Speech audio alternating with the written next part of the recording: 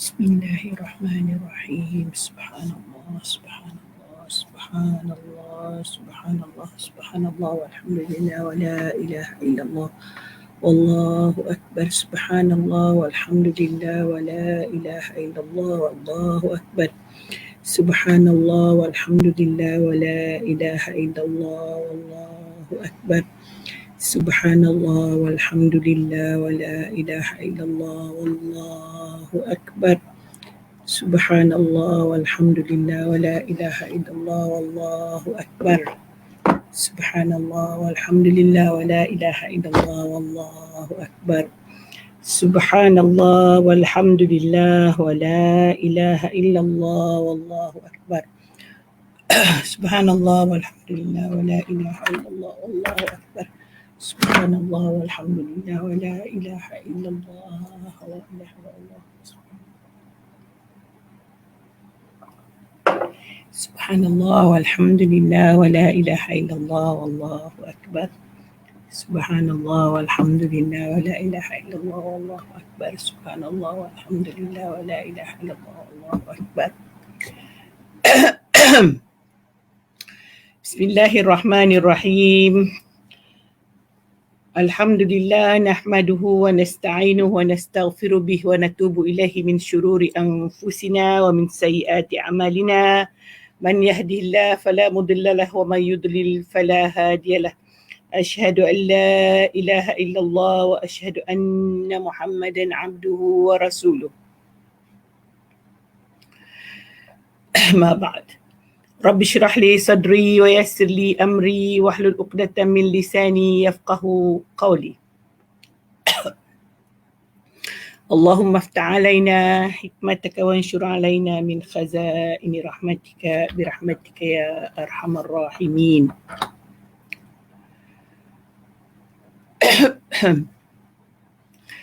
Assalamualaikum warahmatullahi ta'ala wabarakatuh. Kita mulakan pertemuan kita pagi ini dengan bersama-sama membaca umul kitab Al-Fatihah. Bismillahirrahmanirrahim. Alhamdulillahi rabbil alamin. Ar-Rahmanir-Rahim. Maliki yaumiddin. Iyyaka na'budu wa iyyaka nasta'in. Ihdinas siratal mustaqim. Siratal ladzina an'amta 'alaihim ghairil maghdubi 'alaihim waladdallin. Amin. Amin amin ya rabbal alamin.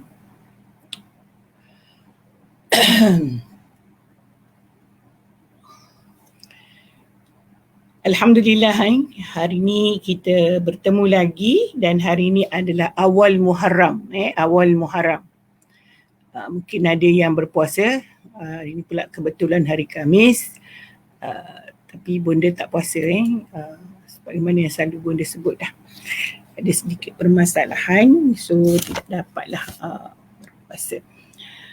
Dan kita bersyukur pada Allah kerana kita sampai lagi kepada satu tahun yang baru, tahun hijrah. Inilah tahun kita, tahun baru yang orang selalu sebut ada azam baru, ada apa, macam-macam lah. Bagus, bukan tidak bagus, azam baru tu bagus, tetapi tunai kata dan kita, kalau kita berhasrat untuk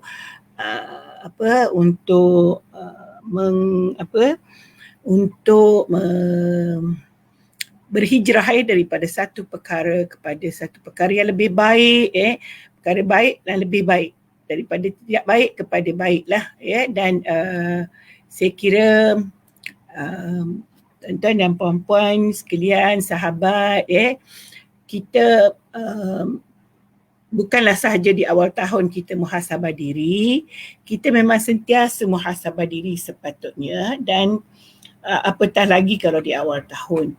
Mungkin kita boleh muhasabah apa yang kita lakukan pada tahun lepas, di mana kekurangan yang perlu kita tampung, yang perlu kita betulkan. Mungkin kalau ada yang tidak lengkap solatnya, silalah solat. Yang dah lengkap, tambah dengan sunat. Begitu juga kalau kita melihat kita ada kekurangan, ya, ada perkara yang dilarang oleh Allah Subhanahu Wa Taala tetapi kita lakukan, maka kita hijrahlah, tinggalkanlah, tinggalkan, azamlah dengan sekuatnya, taubat, taubat yang benar-benar taubat nasuha, tidak mahu berulang lagi. Jangan setiap awal tahun kita bukan main banyak kita punya cita-cita dan harapan, tetapi bila kita checklist hujung tahun, mungkin tidak pun mencapai separuh daripada yang kita lakukan. Jadi saya kira tuan-tuan dan puan-puan yang dirahmati Allah sekalian, adalah lebih baik sebenarnya kita muhasabah, kita tulis apa yang kita harapkan untuk tahun ini. Mungkin macam Bonda sebut tadilah, saya harap para sahabat sini okeylah, semua sempurna, puasa, zakat, solat dan sebagainya. So yang kita perlu tambah ialah yang sunat, kerana orang yang bercita-cita masuk ke syurga ni, dia tinggalkan makarih, tinggalkan perkara yang makruh dan lakukan perkara yang sunat. Maksudnya telah sempurna dia meninggalkan yang haram dan melakukan yang wajib. Maka tambahannya ialah meninggalkan yang makruh ataupun kita panggil makarih, jamak pada makruh, dan kita lakukan yang sunat. Okey, itu kepada yang dah lakukan yang terbaik. Yang baik kita nak yang terbaik. Kepada yang kurang baik, mungkin kita kurang benar sebenarnya di sana sini, kita masih lagi leka dalam pelaksanaan solat dan sebagainya, maka azamlah, azam tahun baru, kita hijrahlah. Itulah hijrah kita sebenarnya.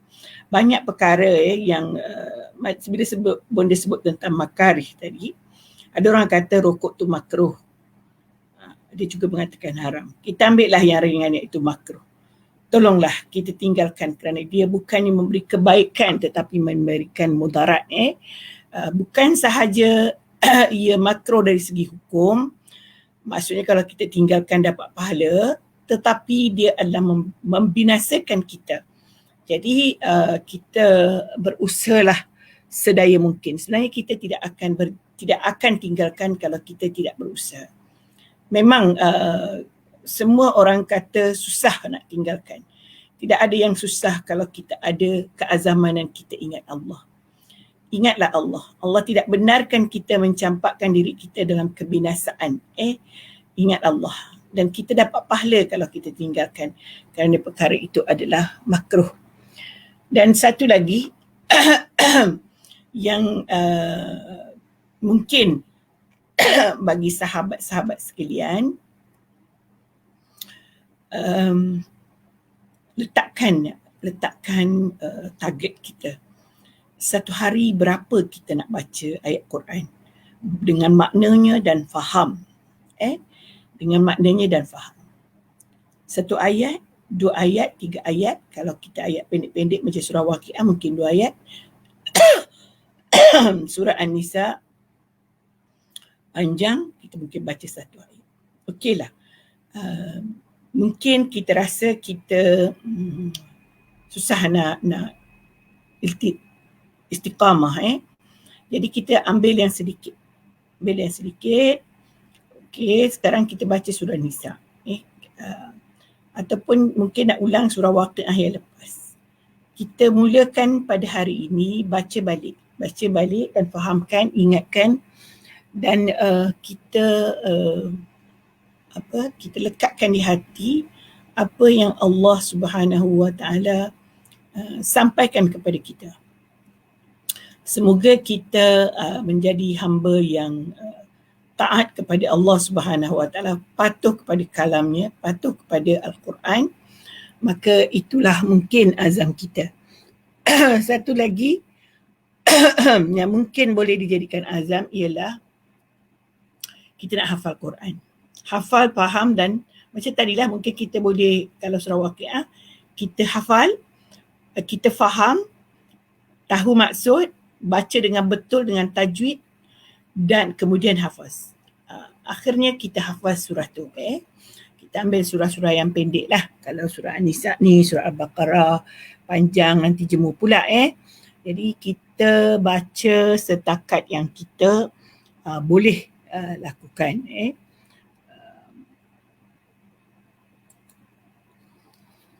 Siapa ni? Nur Fatihah Nur. Okey, baru jumpa Nur Fatihah Nur.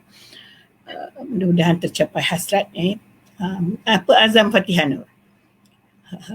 Ni ex-student saya jumpa dalam bengkel penulisan. Saya tahu mungkin yang terbayang pada bonda hari ni, Fatihah Nur berazam untuk menulis buku. Kerana dia berminat untuk menulis buku. Dan dia ada beritahu saya dia nak kumpul doa-doa dan sebagainya. Terserahlah. Apa sahaja asalkan boleh menyumbang kepada orang ramai. Kita buat sesuatu. Itu lagi yang bonda nak sebut. Sebenarnya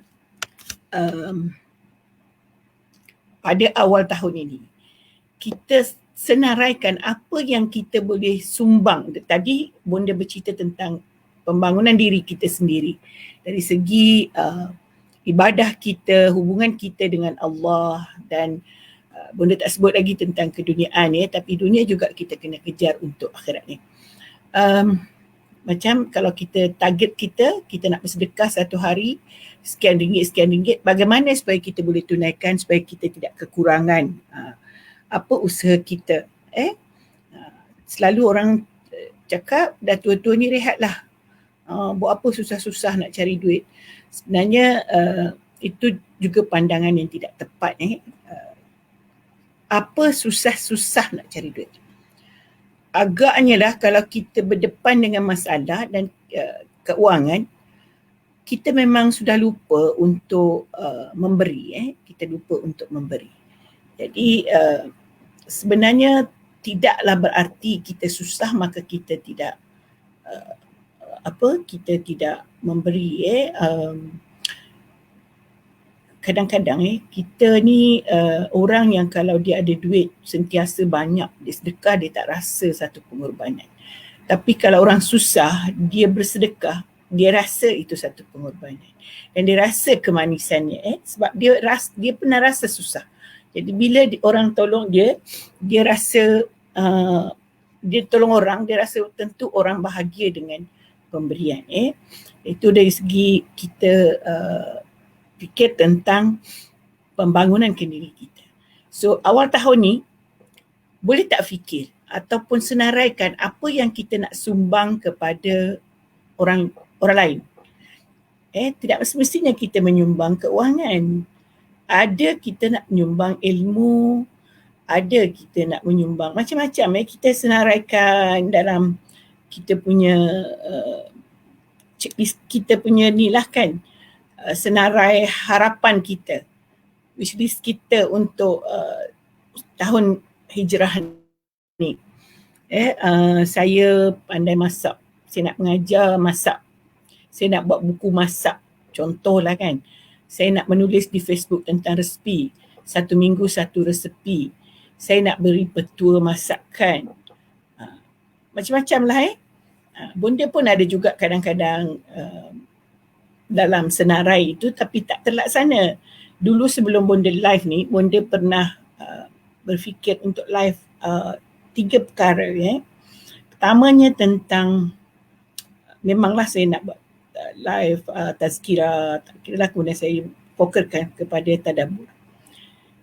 Bonda pernah berjanji akan live untuk gubahan bunga, kan? Itu tak hilang lagi daripada pemikiran sebab mungkin ada kekangan-kekangan yang lepas, contohnya kekangan bahan kerana PKP susah nak dapat dan sebagainya. Memasak ini kekangan kesihatan lah. Saya rasa saya tak sesihat dulu untuk rancak di dapur. Nak makan sendiri pun orang masakkan. Jadi bagaimana pula bonda nak buat live? Kalau macam bunga tu boleh sambil-sambil rehat. Mungkin kita nak refresh diri kita, tengok bunga kita rasa sihat, bangun buat sikit dan sebagainya. So itu satu yang menggembirakan. Sebenarnya kita beribadah kepada Allah ni, bila bonda sebut tadi tentang dunia juga, dan dia membawa kepada akhirat. Kalau kita contohlah kita mengaji, kita ngantuk, kita bangun dulu, kita buat sesuatu yang boleh refreshkan kita, kita boleh rasa segar. Mungkin saya dulu pun waktu sekolah, waktu saya bonda study dulu, waktu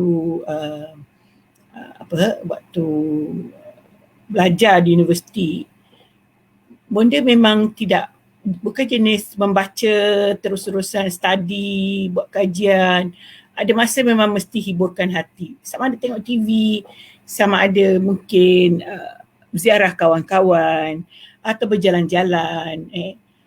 Kat masjid tu mana ada makan luar, kita nak makan kat luar, tak ada makanan yang sesuai dengan kita.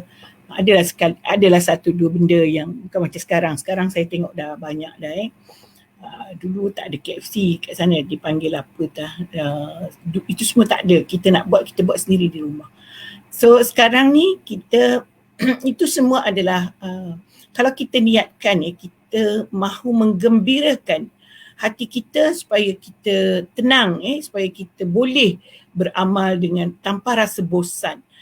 Kita boleh membaca Quran tanpa rasa bosan. Sebab apabila kita dah buat sesuatu itu, kita rasa dah kembali semula kita punya kesegaran, kita kembali dengan ibadah kita ini. Untuk orang-orang yang pencen lah macam bonda, untuk orang kerja mungkin dia rasa bila masa lah bonda saya nak buat semua itu, saya kerja. Saya pun pernah kerja, saya faham. Dan rakan-rakan saya tahu bagaimana yang dikatakan bekerja dan bagaimana nak segarkan diri masa kerja. Macam bonda ni minat sangat gubah bunga, jadi walau penat macam mana pun bonda akan buat kalau balik. Jadi kadang-kadang ada kerja dibawa balik, bonda rasa sudah ada perantara di antara kerja dengan nak sambung balik kerja. Atau mungkin kita nak fokus kepada ibadah khusus. Kita sudah buat sesuatu yang ringan-ringankan diri dulu. Sebab tu juga dulu bonda memang rajin masak, rajin mencari resipi yang baru dan belajar sana sini, mencari ilmu masakan, ilmu macam-macam lah kan. Itu semua boleh membawa kita lebih cergas. Ini bercerita tentang tahun baru, fikir apa yang sesuai. Mungkin orang hairan kenapa bonda nak sangat belajar shoot gambar, edit gambar. Sebenarnya dia ada kaitan dengan dakwah dan ada kaitan dengan kesegaran diri ataupun menghilangkan rasa kita manusia biasa. Kalau kita menghadap benda yang sama setiap hari, kita tak boleh fokus juga. Katalah saya menghafal Quran. Hafal, lepas tu letih, kita dah tak tahu apa benda. Tetapi kita kena pandai bagi masa. Kita bonda belajar shoot gambar. Memang agak penat sikit lah sebab shoot tu kadang-kadang bukan petik terus jadi. Kalau ambil gambar kita selfie tu boleh lah macam tu. Kalau nak yang bagus, dia ada hukum hakam juga gambar ni.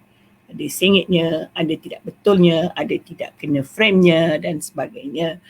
So itu kena belajar. Bila dah belajar, kita rasa segar, kita rasa kita mencari ilmu ni, kita ada satu rasa kelainan dalam diri kita. Bahawa kita menambah ilmu kita dan kita rasa kita makin kurang dan kita makin perlu belajar. Jangan tanya saya kenapa belajar, sebab belajar tu satu perkara yang bagus. Cuba bonda kata, kenapa saya kata gambar ni juga dakwah. Sebenarnya kalau kita contoh saya posting apa-apa di Facebook tanpa gambar, tidak sama dengan sekiranya kita sertakan dengan gambar yang menarik, gambar yang boleh orang tengok terus nak tengok gambar tu baru dia baca. Dia tak baca dulu. Setengah orang mata kita lebih visual, lebih tertumpu kepada kita nampak dulu. Kemudian bila kita berikan perkara yang berkaitan dengan gambar dan kita sampaikan mungkin perkara yang baik-baik, orang akan lebih ingat dia akan terfikir, oh saya pernah tengok gambar yang bonda hantar dan dia cerita tentang ini. Mungkin anda tengok saya cerita tentang beras, padahal tu belajar cara nak freezing benda yang turun. Kalau gambar biasa dia tak jadi begitu. Jadi bila tulis tentang menghargai apa yang Allah beri kepada kita, boleh je benda tulis kita mesti dah menghargai pemberian Allah gini, tapi tak sama. Saya dah cuba dah sebelum ni, mungkin adalah komen 2 atau 3, tapi cuba buat gambar. Saya dah tengok dah berapa ramai orang komen dan berapa ramai orang like. Saya kira itu adalah satu, saya bukan nak beri contoh baik diri bonda, tapi bagaimana kita boleh meredakan kita punya kebosanan, kita manusia biasa, menjadikan kita cergas kembali. Kita buat sesuatu yang kita minat. Saya tahu ada orang tak minat ambil gambar, jangan masuk benda yang kita tak minat. Ada orang tak minat ubah bunga, tak payah masuk. Tapi ada orang minat melukis, dia melukis. Ada orang minat jogging, dia pergi jogging. Kalau mampulah, macam saya ni memang doktor pun tak benarkan dah jogging. Ada orang kata doktor suruh jogging. Kita perlu juga bersenam. Ada yang dikatakan senaman ringan, senaman sesuai dengan orang tua, seorang pesara. Ada pesara dia boleh jalan kaki, jogging, silakan. Tapi kalau bonda yang jalan tu daripada tahun 2014 lagi doktor tidak benarkan kerana saya ada masalah lutut. Alhamdulillah, dia suruh buat cycling di rumah. Itu tak ada masalah. Sebab dia takut apabila tanah tinggi rendah kita jadi makin sakit. Cycling satu kecerdasan juga. Jadi kita ikutlah umur kita. Kadang-kadang anak-anak ada. Sebab itu saya kadang-kadang benda ni tidak percaya juga, tidak ini juga tentang mereka tidak membenarkan anak-anak mereka tengok TV, tak benarkan tengok telefon dan sebagainya. Sebenarnya bukan tidak benarkan, tetapi pantau kaedah yang betul. Pantau kaedah yang betul. Dia kalau dah addicted, ketagihan itu satu masalah. Tapi saya tengoklah sepanjang saya bersama dengan cucu, tak ada masalah pun. Mereka sendiri yang akan berhenti. Mereka sendiri yang akan cari benda-benda lain. Mereka pun tak suka duduk lama-lama. Kanak-kanak kan, dia tak suka benda yang duduk saja. Dia mesti ada sesuatu yang dia nak lakukan yang lain. Jadi kita pantau saja. Kalau contoh dah lama sangat, kita lebih 1 jam, kita pun kata okey, rehat dulu, buat kerja ni. Kalau dia sekolah, kita beritahulah kerja sekolah atau mengaji, membetulkan bacaan solat. Ni kalau kita tak benarkan dia tak berani, tapi asyik suruh je mengaji. Itu dia menjadi bosan dan sebagainya. Nampaknya panjang pembukaan bonda hari ni, sempena Ma'al Hijrah. Jadi tolonglah kita cuba fikir tentang apa yang kita nak lakukan sempena 1442. Jangan tak tahu tahun pula. 1 Muharram 1442, selamat berpuasa kepada yang berpuasa. Mudah-mudahan pahala diterima oleh Allah Subhanahu Wa Taala, dan mudah-mudahan amal kita sepanjang 1441 juga bertambah dan 1442 kita semakin baik dan semakin baik. Okey.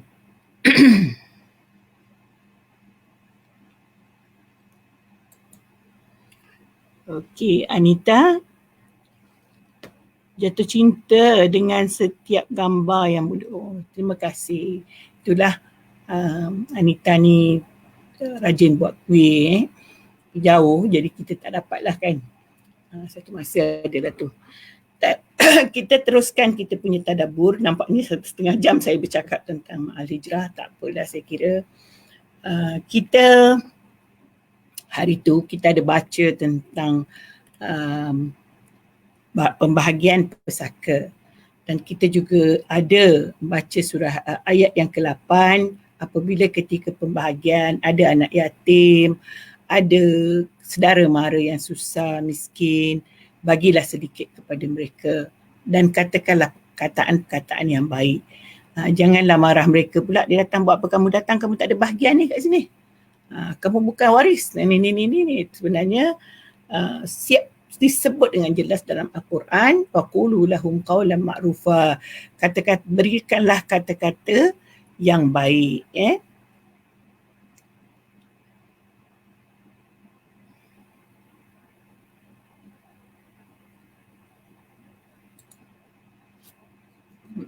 Wardi masih ingat gubah bunga masa majlis convocation. Wah, dia ingat pula. Maknanya orang ni memang kenal saya sungguh.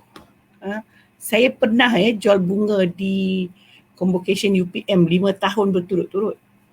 Pernah jual bunga di USIM, masa tu tak kerja USIM lagi. Masa tu di combo yang pertama dan yang kedua di UKM. Pernah jual bunga convocation. Dan seterusnya UKM saya tak pernah ambil lah, tapi pernah buatkan orang lah, biasalah. Itu memang satu, orang kata sakit-sakit pun boleh segar. Kalau nampak bunga boleh segar. Itu masalah saya tu, bukan masalah, syukur kepada Allah. Okey, kembali kepada kita punya kita punya tadabbur. Yang lepas Allah ingatkan begitu, hari ni kita baca satu ayat yang bunda telah war-warkan. Sebenarnya ada berkaitan di antara kita dan apa yang kita tinggalkan untuk anak-anak kita. Auzubillahi minasyaitanirrajim. Bismillahirrahmanirrahim. Wal yakhshal ladzina law taraku min khalfihim zurriyyah dhi'afan khafu alaihim falyattaqullah wal yaqulu qawlan sadida. وَلْيَخْشَى الَّذِينَ لَوْ تَرَكُوا مِنْ خَلْفِهِمْ ذُرِّيَّةً ضِعَافًا خَافُوا عَلَيْهِمْ فَلْيَتَّقُوا اللَّهَ وَلْيَقُولُوا قَوْلًا سَدِيدًا. Ada beberapa perkara yang kita nak huraikan di dalam ayat ini. Pertamanya, وَلْيَخْشَى الَّذِينَ. وَلْيَخْشَى sebenarnya ini adalah fi'lun amar ataupun adalah tetapi menunjukkan kepada arahan, suruhan. Maka takutlah allazina law taraku min khalfihim zurriyah, bagi mereka yang meninggalkan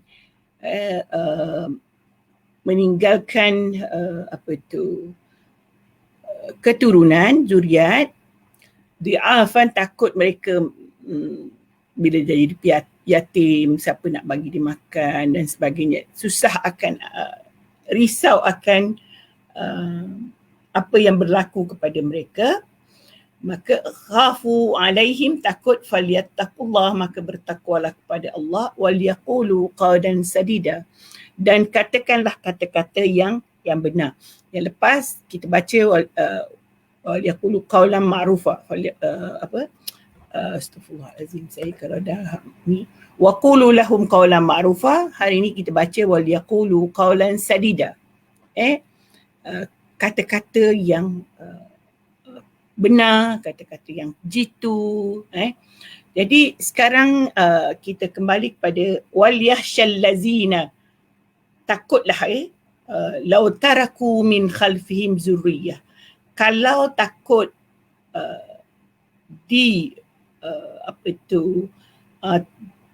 meninggalkan zuriat, mereka tidak mampu. Dia begini sebenarnya. Asal ayat ini ialah diturunkan adalah untuk sebagai peringatan sebenarnya kepada para waris. Dia kata kalau kita, seorang yang kaya contohnya, dia nak berwasiat, apa tu, kenapa tak keluar?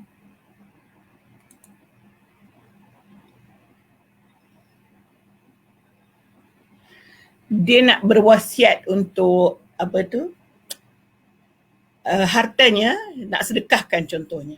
Ini berlaku pada Sa'ad bin Abi Waqqas. Dia telah mahu berwasiat semua hartanya.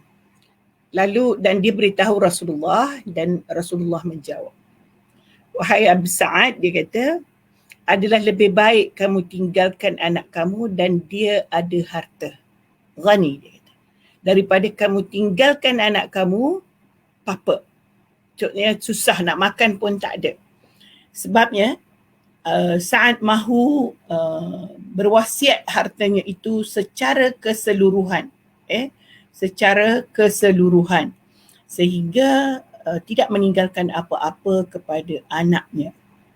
Maka Rasulullah menyebutkan bahawa boleh berwasiat tapi 1/3 daripada harta. Itu adalah sebaiknya lah kan. 1/3 daripada harta. Yang lain itu ditinggalkan untuk anak-anak dan juga keluarga mara yang sepatutnya. Ya. Sebenarnya kadang-kadang orang sebut, kenapa kita dengar ada je sahabat yang sedekahkan semua hartanya. Sebenarnya yang dimaksudkan dia sedekahkan semua hartanya itu, dia yang ada pada waktu itu, harta itu mungkin kata macam kita kan, kita berkebun. Kita sedekahkan hasilnya, tetapi kebunnya still ada. Kita boleh makan kemudian. Kalau dia sedekahkan kurma dia sedekahkan hasil jualan kurma, tapi pokok kurma masih ada. Macam juga kita bekerja. Kita sedekahkan apa yang kita ada, tetapi kita masih bekerja dan kita boleh mendapatkan lagi seterusnya. Dan katalah kita ni pula bekerja. Kita juga selain daripada itu mesti ada simpanan untuk masa depan. Sebab itu kita kita ni kena pengurusan yang Allah ajar kepada kita sebenarnya. Pengurusan keuangan. Hari tu daripada kita cerita dah pengurusan keuangan. Mengurusnya bagaimana? Mengurus harta kita. Harta kita ni ada yang kita perlu gunakan pada waktu-waktu tertentu dan ada yang kita infakkan. Kadang-kadang kita memang saya tak nampak lah orang kata dia tak fikir pun, dia sedekah aja. Memang betul, dia sebenarnya kita lihat pada zahirnya tak fikir pun. Kerana dia mungkin berpendapatan 5,000 sebulan, tapi dia boleh sedekah 3,000. So dia tak ingat pun apa. Sebab dia dah tahu sebenarnya apa yang dia cukup makan. Dan dia ada keinginan untuk terus lagi menambah hartanya kerana dia sedang memberi. Itu sebab orang kata kalau kita rajin bersedekah ini menjemput rezeki. Sebab Allah memang berkati rezeki itu, satu. Yang keduanya, kekuatan azam orang yang mahu sentiasa bersedekah ni memang suka cari duit. Memang suka berusaha. Berbeza dengan orang yang suka meminta.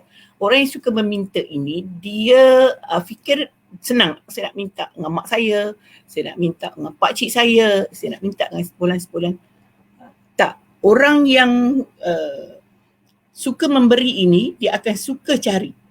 Dia akan usaha seboleh mungkin untuk dapatkan harta untuk dia boleh sedekahkan. Itu bezanya. Jadi kenapa dikatakan murah rezeki? Jadi balik pada cerita tadi, kadang-kadang tadi kita dah faham Jadi ayat ini menjelaskan masalah Sa'ad bin Abi Waqqas dan menjadi pengajaran kepada kita semua. Kita boleh sedekahkan harta kita, kita boleh wasiatkan, tetapi kalau boleh yang sebaiknya ditinggalkan 1/3 itu yang kita wasiatkan. Maksudnya ada lagi untuk anak-anak dan keluarga mara kita, isteri kita. Sebab kadang-kadang kalau kita tidak meninggalkan apa-apa, bagaimanakah anak-anak kita, terutamanya yang kecil.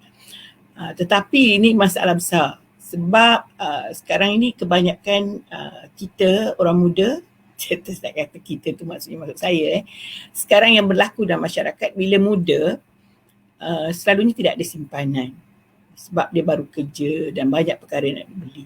Sebab itu daripada awal berkira-kira, buat sesuatu mengikut kemampuan. Beli kereta yang kita mampu, bukan beli kereta ikut mana kita berkenan. Kita mana yang kita mampu. supaya kita ada duit yang kita boleh asingkan. Kita ada anak, kalau kita mati mungkinlah dia boleh jual kereta tu kalau habis bayar. Kalau tak, kita tinggalkan dia hutang pula kan. Kesian ke anak yatim tu. Ni yang muda-muda ni kena fikir macam tu. Satu lagi, kita tak tahu penyakit. Benda dah cerita dah pada hari Selasa yang lepas. Penyakit sekarang ni perlu duit. Kalau kita tidak urus semua itu, maka kita menghadapi masalah. Dan begitu juga dikata tadi, kalau kamu tinggalkan maka lemah. Ada perkataan khafu alaihim, kamu takut pada diri, takut sakit, takut sebenarnya. Fattaqullah, falyattaqullah. Ini jawapannya. Maka bertakwalah kepada Allah. Maka bertakwalah kepada Allah. Jadi takut juga. Maksudnya risau juga. Kita tidak ada apa, tetapi kita ada Allah. Kita ada Allah. Kita ada Allah. Falyattaqullah. Itu jawapan yang tepatnya. Cuma kalau ada, tinggalkan. Kalau tak ada, jangan risau sangat. Bertakwalah kepada Allah. Mohon kepada Allah. Mohon dan mohon. Berdoa, moga-moga zuriat kita, keturunan kita tidak menderita apa-apa. Bahkan mereka menjadi senang untuk melakukan ibadah. Sama ada kalau kita tak senang dari segi keuangan, kita nak beribadah pun susah. Macam badan kita lah kalau tak sihat, beribadah pun susah. Jadi sebab itu kita mohon kepada Allah supaya memberikan diri kita dan keturunan kita tidak susah kehidupannya, tidak sempit kehidupannya, supaya mereka boleh terus beribadah kepada Allah Subhanahu wa taala. Falyattaqullah. Jadi mudahnya tadi Allah dah mulakan waliyahsyal lazina, takutlah, maksudnya berjaga-jagalah. Kamu mungkin tinggalkan zuriyatan dhi'afa. Khafu alaihim, kamu kena takut atas mereka. Falyattaqullah, maka bertakwalah kepada Allah. Maksudnya satu, falyattaqullah, pertamanya kita bertakwa kepada Allah, mohon kepada Allah, mudah-mudahan keturunan kita tidak menjadi apa. Yang kedua, falyattaqullah, takutlah kepada Allah. Apabila kamu direzekikan sesuatu, jangan membazir. Innal mubazzirin kanu min akhwani syayatin. Saya tak tahu kenapa. Maaf pada yang puasa.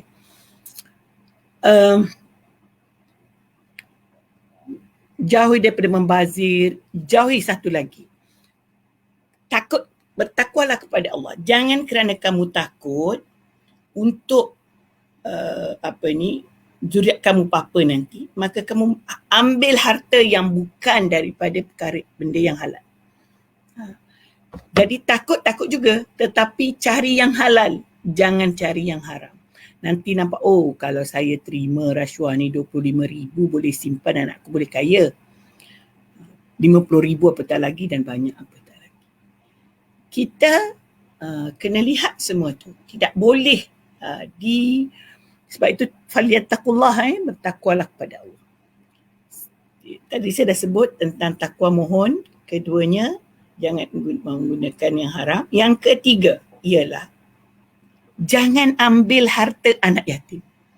Macam mana pun kita ada anak yang kita rasa mereka perlu dijaga masa depannya. Dia nak sekolah dan sebagainya, pendidikan.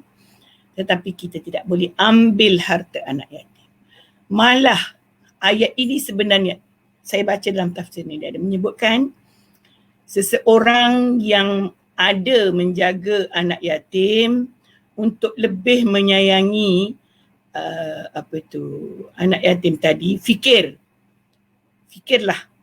bagaimana kalau anak kita yang yatim. Sebab itu kita nak berbuat baik kepada anak yatim. Maaf, saya nak buka aircon. Lupa pula buka aircon hari ni, panas. Kipas dia tadi pagi macam sejuk.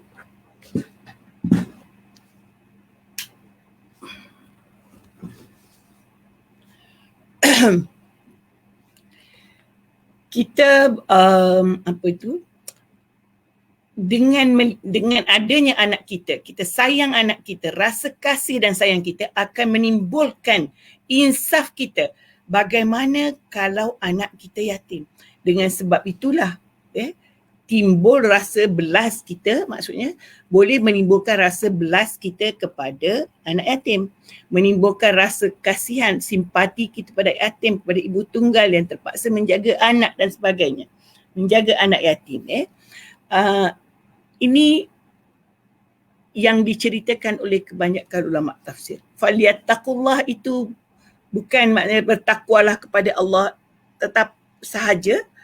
Apa yang tersirat di dalamnya, pertamanya ialah jangan risau tentang anak-anak, bertakwalah kepada Allah, serahkan urusan itu kepada Allah. Yang kedua, jauhi daripada memakan benda yang haram. Jangan diwariskan kepada anak-anak perkara yang haram. Bonda dah cerita banyak dah tentang perkara ni yang lepas. Ambil harta anak yatim, ambil harta orang lain, rasuah dan sebagainya. Kalau kita wariskan kepada anak-anak, bahaya. Kita memberi makan, kita memberikan warisan yang haram kepada anak-anak kita. Na'uzubillah waliyazibillah. Sebab itu kita kena bertakwa kepada Allah. Yang ketiganya, keinsafan menyebabkan kita bertakwa kepada Allah. Insafnya bahawa kita sayang anak-anak kita, kita tidak mahu anak-anak kita menderita.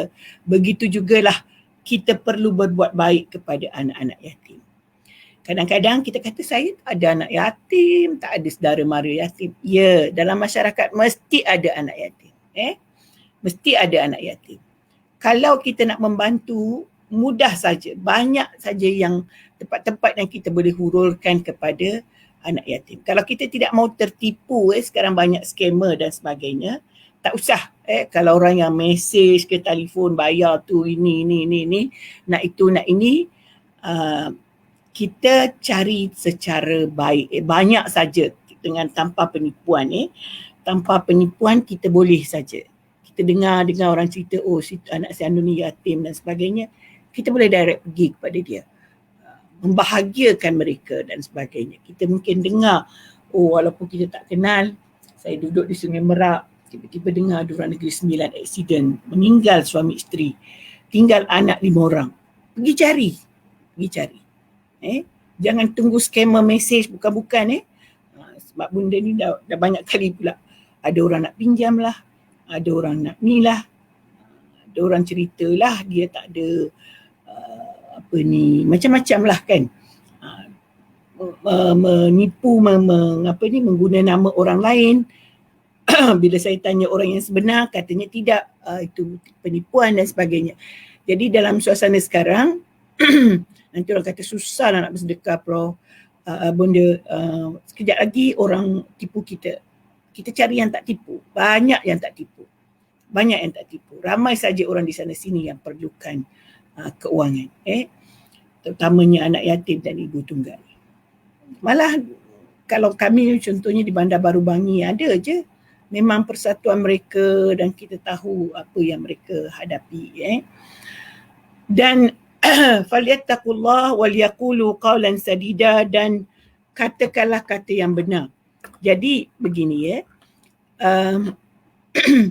kalau kita ada anak yatim, kita bukan, maksudnya ada jiran, ada ulul qurba, ada masakin, katakan yang benar. Sebenarnya dalam pentafsiran dia mengatakan bahawa jangan dia ada sambungan dengan cerita walil rijali nasibun mimma taraka walidan.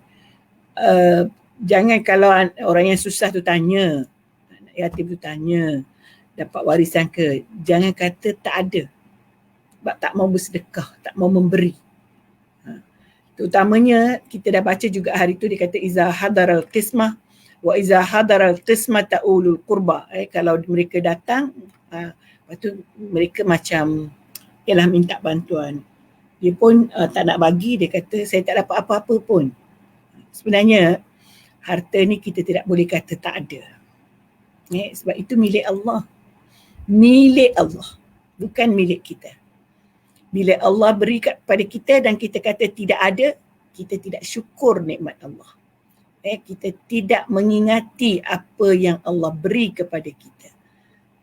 Jadi dengan sebab itu kita jangan kata tak ada. Kalau kita tak nak memberi, sebab itu pun ada dalam ayat Quran yang lain. Kalau kita tidak mahu memberi, jangan keluarkan kata-kata kesat. Ujuk saja. Jangan juga bohong kata tak ada. Beritahu sajalah lain kali. Tahu lain kali. Kali ni tak ada. Mudah-mudahan Allah murahkan rezeki kita. Memang lain kali kita hari ni dia minta 100, lain kali kita bagi 1000 sebab Allah murahkan rezeki kita. So begitu juga orang yang meminta, orang yang minta bantuan, anak yatim, orang susah. Jangan marah kawan tak bagi. Doa saja. Mungkin dapat rezeki daripada orang lain, bukan daripada yang kita minta. Dia dapat rezeki daripada orang lain. Kerana ramai saja manusia di dunia ini yang Allah wakilkan ataupun Allah jelmakan sebagai pemberi kepada orang yang memerlukan. Jadi sebab itu kita kadang-kadang kita tak tahu pun ada orang nak bagi kita. Saya ingat masa saya mula-mula pergi Mekah, waktu tu saya belajar lah. Memanglah waktu tu susah lah kan. Waktu saya pun tak bagi pun. Maksudnya pergi tu guna duit beasiswa, kumpul sikit. Sampai kat Mekah, tak sangka tau. Jumpa saudara, dia kata dia asal Sulawesi, hulur duit. Kita tak minta, dia tak tunjuk pun kita orang susah. Dan pada waktu itu memang orang dah tahu dah mereka yang berasal Indonesia ni menganggap bahawa orang sebab selalunya tidak benar juga. Menganggap orang Malaysia ni semua orang senang. Jadi dia tak nak bagi. Tapi Allah gerakkan hati dia untuk memberi. Kerana mungkin pada waktu itu sebagai seorang pelajar, saya merasa memang kalau orang bagi 10 rial, 20 rial pun saya cukup suka. Ni kali pertama pergi Mekah. Satu masa pula duduk di masjid. Ngaji-mengaji, orang letak duit 100 rial dekat tepi.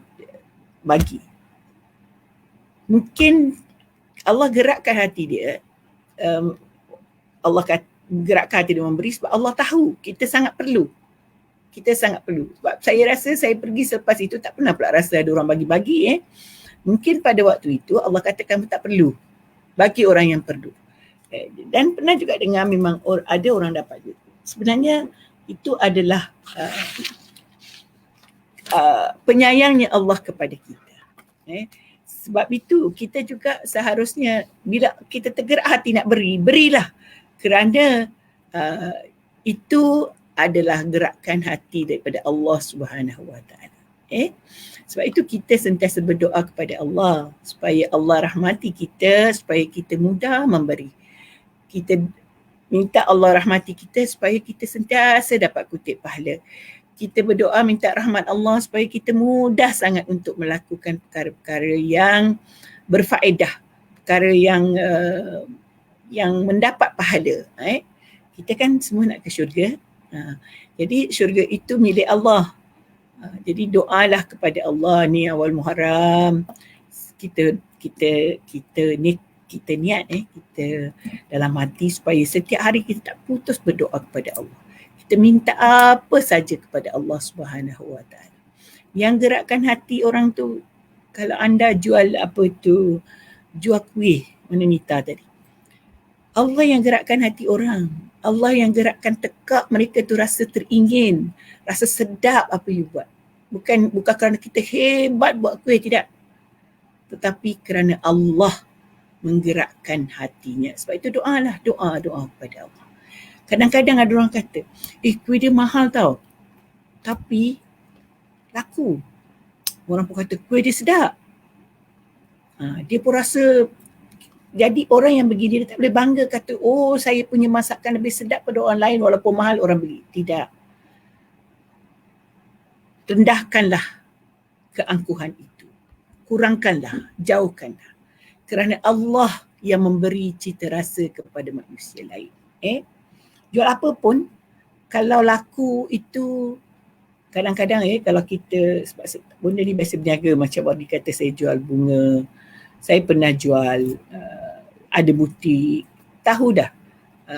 Kadang-kadang kita jual baju kat butik contohnya, kita rasa mesti orang ni beli yang ni dulu sebab ini cantik pada kita. Ni siapalah nak beli warna ni. Tiba-tiba yang laku yang kita kata siapalah nak beli. Kita tak ada upaya tuan-tuan dan puan-puan untuk menggerakkan cita rasa orang. Hanya Allah yang menggerakkan cita rasa orang lain. Sebab itu kita berdoa kepada Allah. Kita nak orang sayang kita. Kita nak orang dengar apa kita cakap. Kita nak bukan dengar apa cakap tu maksudnya orang tunduk patuh pada maksud perkara yang baik-baik lah. Kalau kita mengajar, kita nak bukan kita yang beri hidayah kepada orang. Kita hanya menyampai. Dan kita doa kepada Allah mudah-mudahan mereka diberi hidayah kepada Allah. Satu lagi, bonda selalu sebut bukan berarti kalau ramai orang tengok bonda maka ramai yang dapat hidayah. Itu tidak betul. Yang betulnya ialah tak semua orang yang tengok itu dapat hidayah. Tapi kita doakan semua yang tengok kita dalam live ni contohnya. Saya memang sentiasa berdoa supaya mereka mendapat hidayah. Mereka mendapat petunjuk daripada Allah Subhanahu Wa Taala. Walaupun perkara itu sangat biasa dengar, tetapi oleh kerana diulang sebut, maka dia akan menjadi ingat. Bunda tak ada upaya. Bunda tak ada upaya untuk mengatakan buatlah ini nak. Apa yang terlintas bonda pernah belajar, bonda tahu hukumnya, bonda sebut. Mudah-mudahan orang ingat, orang nak buat. Macam tu. Kalau yang dengar seorang lah yang saya doakan. Kalau dua orang lah. Kalau tiga orang lah. Kalau 10,000 lah. Tapi kalau yang duduk dengar pun 20,000, 30,000, pun bagusnya kita doalah semua 20,000, 30,000 tu dengar, ingat. Jangan 20,000, 30,000 tengok, lepas tu tengok saja. Itu masalah besar. Jadi kita sama juga kalau kita rajin mencari ilmu, kita berdoa kepada Allah. Mudah-mudahan Allah berikan kita. Mudah-mudahan Allah berikan kita hidayah. Allah berikan kita petunjuk. Supaya kita ingat, supaya kita buat, supaya kita akan bukan sahaja tahu ilmu itu tetapi kita buat. Kita yakin, sentiasa menambahkan kita punya amal ibadah kepada Allah Subhanahu Wa Taala. Jadi saya masih bercerita nampaknya fardiyat taqullah itu. Bertakwalah kepada Allah. Bertakwa kepada Allah itu kalau kita mengumpul harta pun mesti ada ittaqullah itu. Maksudnya jangan ada niat yang tidak baik. Salah satu lagi daripada fardiyat taqullah itu bercerita tentang bahawa kita mahu supaya rezeki yang ada sampai kepada kita dianugerahkan rezeki yang barakah, sentiasa baik, sentiasa membawa kebaikan, sentiasa membawa hidayah, membawa kebaikan kepada diri dan keluarga kita. Ataupun sesiapa saja yang dapat, mungkin jiran kita, mungkin sahabat, mungkin siapa saja. Mudah-mudahan apa yang kita buat itu memberi barakah kepada mereka dan mereka rajin beramal, mereka rajin beribadah, mereka mendapat hidayah. Jadi kalau buat apa sahaja, beri apa sahaja kat orang pun, sertakan dengan doa. Kita tak sebut pun. Jangan, tak perlu sebut. Kita bagi hulur nak bagi hadiah, tapi hati kita, ya Allah, mudah-mudahan dengan hadiah ini dia menjadi baik, dia patuh kepada Allah, dia rajin beribadah. Jangan hulur mudah-mudahan dia sayang kat aku sebab aku bagi hadiah. Betul lah, sayang kat kita tu satu doa yang baik juga. Memang tahabu, memang itu sabda Rasulullah. Berhadiah-hadiah dan berkasih sayang, berukhuwah. Tetapi satu selitan doa yang perlu kita sertakan ialah mudah-mudahan yang menerima hadiah ini akan dirahmati Allah dan masuk ke syurganya. Mudah-mudahan yang menerima hadiah ini sentiasa, kalau pakai pakaian kita bagi hadiah baju ke tudung ke, mudah-mudahan dia sentiasa memakai untuk kebaikan, tidak bawa kepada perkara keburukan. Makanan pun begitu, apa sahaja yang kita hadiahkan kepada orang. Kita bukan saja kepada anak-anak kita, tapi juga kepada orang lain. Jadi sebenarnya satu yang tidak boleh berpisah dengan diri kita ialah doa. Kita buat apa sahaja, kita doa dan kita mohon kepada Allah kebaikan itu. Okay? Dan wal yaqulu qawlan sadida, saya dah terangkan mesti bercakap benar. Macam tadi saya cerita yang tu sebenarnya. Kita jangan takut kalau kita ada harta, jangan takut. Orang tanya ada, kita kata tak ada. Itu tak bagus. Makna sadid ini ialah utuh, kuat, benar. Asal makna sadda ini ialah dinding. Anda nampak tak dinding? Utuhnya bagaimana? Kerana dia benar. Dia memang kerjanya menutup. So kalau orang kata awak bukan dinding, dia tak jawab lah, tetapi tetap dia dinding juga. Sebab itulah qaulan sadida, saddun, dia kata sebagai satu penghalang daripada perkara yang tidak baik. Perkara tu mesti benar. Jangan nafikan apa yang Allah beri kepada kita. Okey. Ayat seterusnya saya tak sempat nak baca ni, dah pukul 11.30. Jadi kita sambung nanti hari Ahad, ialah tentang harta anak yatim. Nampaknya macam boleh katalah kita lebih banyak membaca anak yatim peringkat awal ni, sebab itu adalah satu keutamaan. Dan kita sebagai hamba Allah, sebagai orang Muslim, bila kita tahu bila Allah ulang banyak kali dalam Al-Quran, maka itu adalah satu perkara yang penting, satu perkara yang sangat mustahak, satu perkara yang perlu kita ambil tahu. Bukan benda remeh-temeh. Jangan kita nampak anak yatim remeh-temeh. Lepas tu sekarang banyak pula orang gunakan oleh kerana agaknya banyak disebut dalam Al-Quran, ramai orang mengambil kesempatan anak yatim. Dimintanya anak yatim tu pergi jual tisu, jual ni, sebab nanti orang mungkin boleh bagi lebih dan sebagainya. Boleh, tetapi itu hak anak yatim itu, bukan orang lain yang menggunakan dia. Kalau anda kata saya yang bawa dia pakai kereta saya, ambil duit minyak sahaja. Kalau minyak tu RM20, RM20 lah. Jangan nak ambil keuntungan. Cari kerja lain. Itu bukan kerja. Meminta anak yatim untuk bekerja itu tidak wajar. Patutnya kita yang bekerja untuk memberi dia makan, bukan kita meminta dia bekerja untuk memberi kita makan. Na'udzubillah. Saya bonda berasa banyak perkara berlaku begini, yang jelas dan tidak jelas. Yang jelas contohnya adanya sindiket-sindiket, itu jelas. Yang tidak jelas kadang-kadang saudara mara pun minta anak yatim buat kerja tu kerja ni, diupah dengan tidak setimpal. Kena ingat tidak diupah dengan tidak setimpal. Sepatutnya kalau pekerja biasa satu hari kita upah RM30. Anak yatim kerana kita nak bantu, sebab kita ada niat untuk membantu dan beri dia pekerjaan, kalau dia layak bekerja lah, kalau kanak-kanak tak sesuai lah. Kalau orang lain bayar 30, dia sepatutnya bayar 50 ke atas. Bukan dikurangkan. Oh tak apa dah, dia anak yatim bayar RM20 je. Dia tak kisah pun, bukan nak beli apa pun. Kita tak tahu tau. Sebenarnya dia bukan nak beli apa pun. Saya selalu dengar orang kata, alah bagi sikit-sikit je, budak-budak ni bukan nak beli apa pun. Kita tahu mana dia nak beli apa pun. Kalau dia nak gunakan duit tu untuk pelajaran dia, untuk membeli persekolahan dia, kita tak boleh kata dia tak beli apa pun. Dibuatnya mak dia sakit, dia nak bantu mak dia, perubatan mak dia. Bukankah kita dapat pahala? Kenapa kita nak kata pula dia beli apa pun?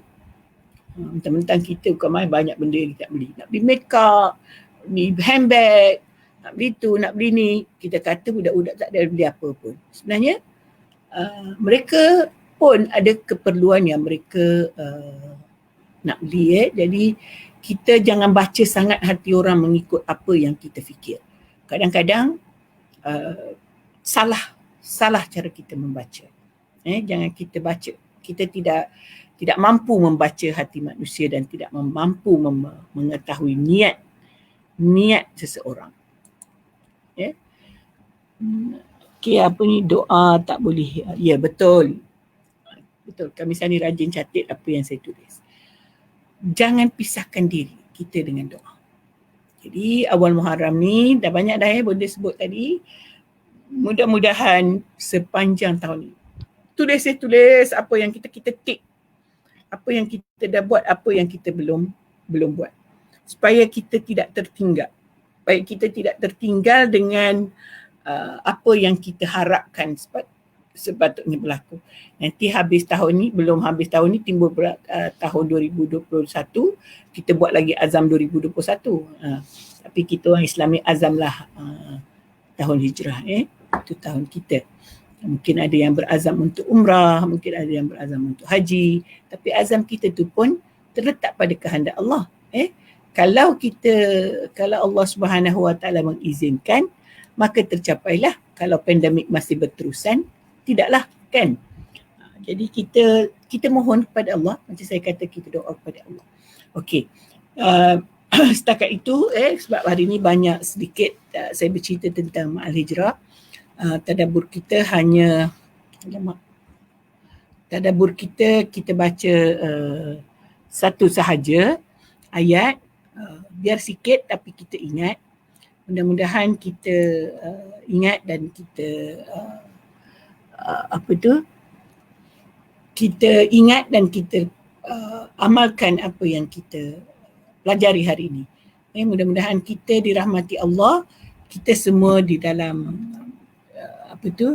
kita semua sentiasa mendapatkan rahmatnya. Jadi kita doalah, mudah-mudahan tahun 1441 dan 1442 dan seterusnya, kita sentiasa dalam rahmat Allah, kita sentiasa di dalam lindungan Allah, kita sentiasa dirahmati Allah, supaya kita rajin beribadah, rajin menjauhi segala perkara-perkara yang haram, baik kita sengaja maupun kita tidak sengaja. Okey, saya tudahi dengan doa selamat. Bismillahirrahmanirrahim. Allahumma inna nas'aluka salamatan fid din وعافية في الجسد وزيادة في العلم وبركة في الرزق وتوبة قبل الموت ورحمة عند الموت ومغفرة بعد الموت. اللهم هون علينا في سكرات الموت والنجاة من النار والعفو عند الحساب. ربنا لا تزغ قلوبنا بعد إذ هديتنا وهب لنا من لدنك رحمة إنك أنت الوهاب. ربنا آتنا في الدنيا حسنة وفي الآخرة حسنة وقنا عذاب النار. Salam hijrah untuk semua. Selamat kita berhijrah kepada yang lebih baik. Sekian, wabillahi taufiq wal hidayah. Wassalamualaikum warahmatullahi taala wabarakatuh.